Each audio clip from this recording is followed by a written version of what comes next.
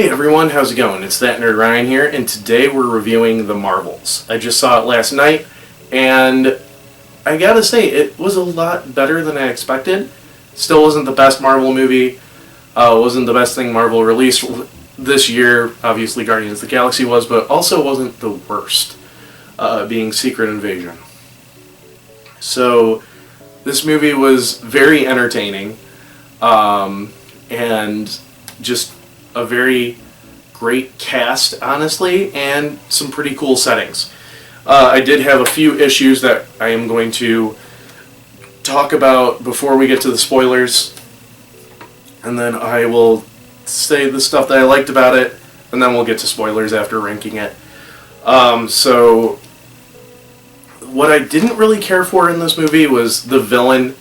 I felt they were very one-dimensional, and also we didn't know their name until, I think an hour into the movie, which is a long time for a movie that's only an hour and 45 minutes. And it's just kind of casually dropped. It's Darban, or Darbar, or something, Danbar, or something like that.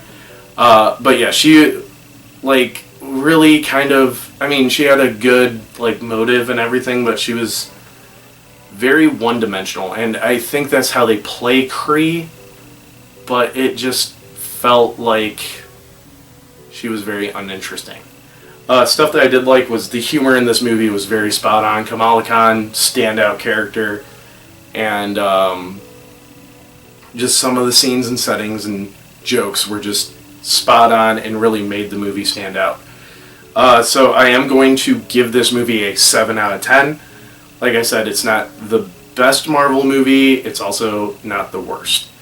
I don't think it has anything to do with superhero fatigue. I just think this movie, could have maybe used a little bit more runtime for the villain to establish who they were, and maybe just some other stuff, but also if it had too long of a runtime, I could see where it would be a bad movie. But yeah, so anyways, let's get into spoilers. 10, 9, 8, 7, 6, 5, 4, 3, 2, 1. So the quantum slipping of them switching their positions, I found, was a very good plot device. The issue with Captain Marvel is that she is way too powerful of a character. It's kind of like the Goku issue of having to power scale. You don't really want to power scale a villain that is going to give Captain Marvel, as well as two other power-based characters, a lot of trouble without nerfing Captain Marvel, which I think they did a good way of. They had to kind of learn how to work together with their powers, and even when they did learn, there was still hiccups and mess-ups. Like I said, I thought Danbar, or whatever her name was a very boring villain. Her motive of trying to restore Hala was pretty good, but she just kind of was I really liked what I called the Disney planet, or what my friend called Space Grease. I thought it was funny that it was literally like they went to a Disney planet where everybody could only speak in song, and Captain Marvel was a princess. The quick line that Monica throws of, well, I bet your fanfic brain's working right now, or something like that, to Kamala while this was happening, I thought it was the funniest thing. Kamala's family was a standout, as always.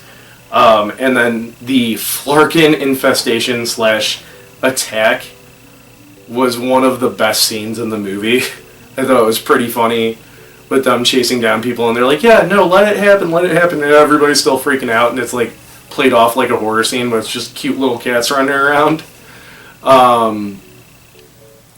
Goose was also a great aspect. I like how Goose had to go everywhere with Captain Marvel. And yeah, the other part that I didn't really care for, I have to say, was it did feel, and I'm only saying this because the movie's a short movie, there's a lot of explanation, or I forget what it's called, but there's a lot of recap on Captain Marvel, WandaVision, and the Marvels and Miss Marvel at the beginning of this movie.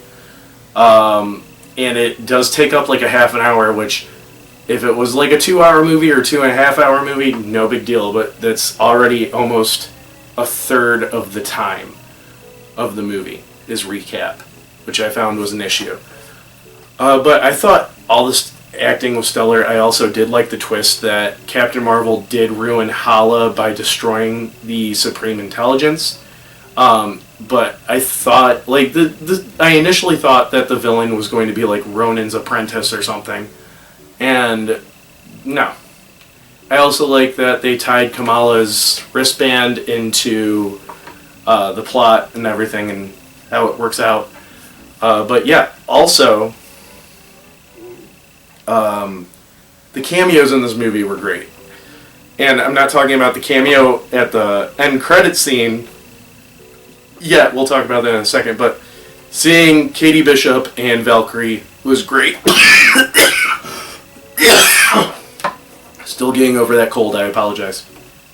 But seeing those two characters was great. Especially Kate Bishop, that, like, I got all excited and everything. And, like, I like how that was, like, a whole play on the recruiting Iron Man part from Iron Man. But yeah, so at the end, Monica gets thrown into another reality, and we get the post-credit scene where she wakes up to her mother, but they are in the original X-Men universe. We have Kelsey Grammer Beast, everything like that, which is just really cool and really great to see. I want to see what they're going to do with that, if they do anything. But it's actually, when she was getting thrown, I was sitting there like, she in 838? And then, like, I remember during the credits, I was like, oh wait, no, Maria died in 838. And then they did that. I was like, okay, that's a really good tie-in right there. But yeah, so that's my thoughts on the movies. Like I said, 7 out of 10. I hope you guys enjoyed the video. Be sure to leave a like, comment, subscribe, ring that bell, and follow me on all my social media down below. It's that Nerd Ryan, signing off.